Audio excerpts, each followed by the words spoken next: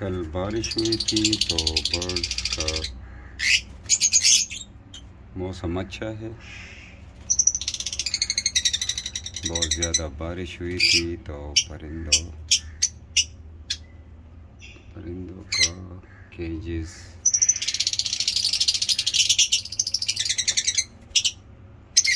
पानी दिया गया था। इधर परिंदों के केजेस में ये सिस्टम है। तो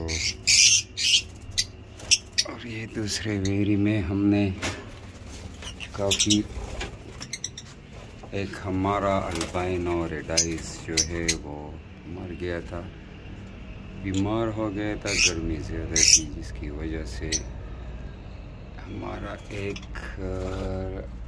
रेडाइस अल्बाइनो मर गया था।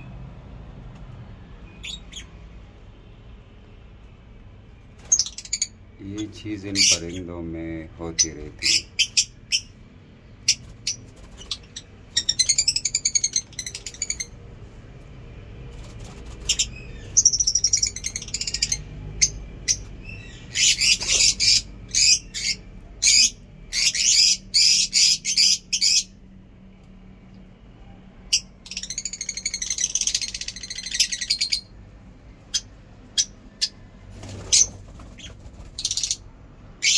ओके, वीडियो को लाइक करें और मेरे चैनल को